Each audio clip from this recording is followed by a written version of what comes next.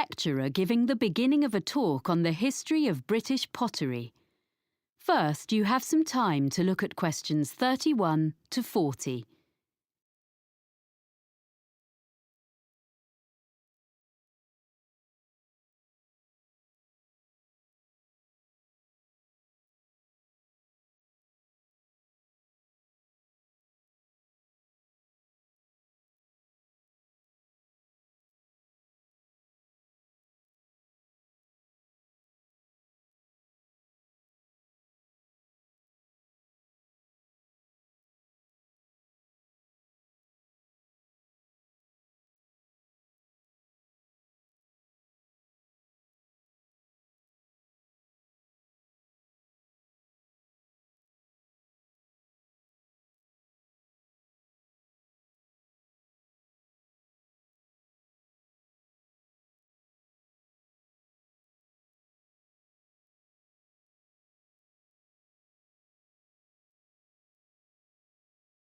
Now listen carefully and answer questions 31 to 40.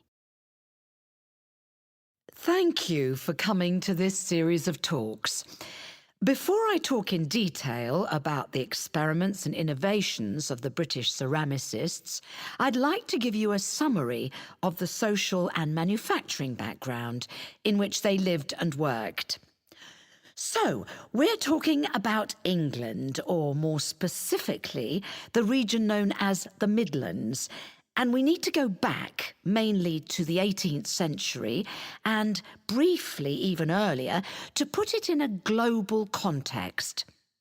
Now, at that period, the majority of the population, whatever their station in life, as you might say, were dependent for their living, in one way or another, not on the geographical location of where they lived, but on the physical characteristics of the actual land they lived on.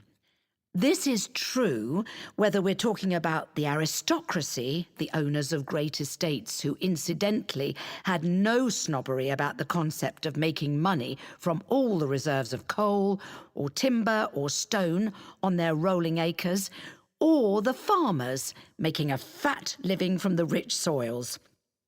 And besides these groups, and the less affluent ones, the deposits of iron ore and lead, the limestone and flint, and the brown and yellow clays also sustained the numerous industries in the area.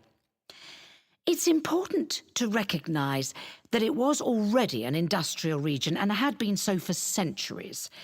There were many Midland trades, some of them indigenous, some of them not. For example, there were immigrants from France who came as early as the late 16th century, and they were producers of glass. A century later, there is plenty of evidence that the variety of trades was enormous. There was brewing in Burton-on-Trent, silk weaving and ribbon making near Coventry, framework knitting around Nottingham.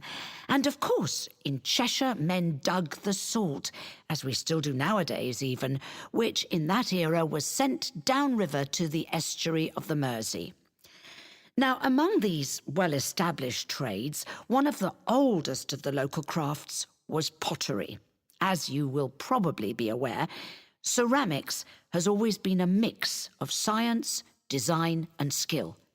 And a good potter is, in a sense, an experimental chemist, trying out new mixes and glazes and needing to be alert to the impact of changes of temperature on different types of clay.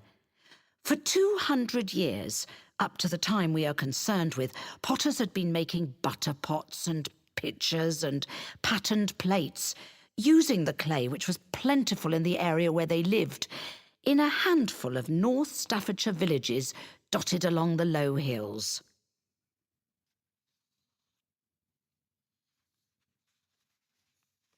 Now I want to explain a little about the industrial processes which had preceded the great breakthrough in Germany in 1708. That's when the formula for porcelain was discovered, a secret that had been held in China for 1,000 years. In the Midlands, in England as elsewhere, There had basically been two kinds of pottery.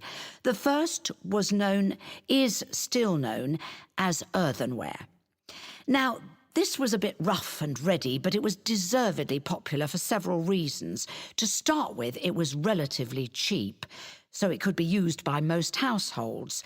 This was because it could be made from local clay without any complicated processing or added materials. From the potter's point of view, there was another reason for its cheapness. This was that it could be fired in simple ovens or kilns and at relatively low temperatures, so he didn't have to spend so much money on fuel to achieve the necessary heat. On the other hand, after one firing in the kiln, the problem with earthenware was that it remained porous, so had limited usefulness. So for most purposes, it had to go back in the kiln for a second firing before it became waterproof. And another thing was that it was extremely breakable.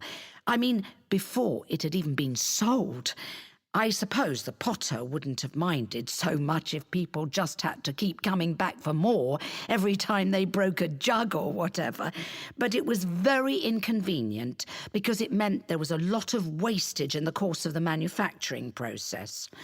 Anyway, for all these reasons, if people could afford it, and that would be all but the very poor, they would buy stoneware, a much tougher product.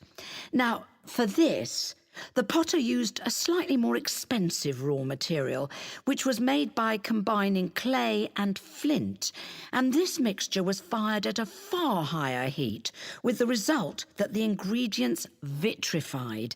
That is to say, in effect, the whole thing became glassy. And because of this, it was non-porous, and naturally this was regarded as a great advance. Well, that's the situation in the 18th century. Are there any questions at this stage? OK, so now we can go on to look at the age of innovation. That is the end of Part 4. You now have 1 minute to check your answers to Part 4.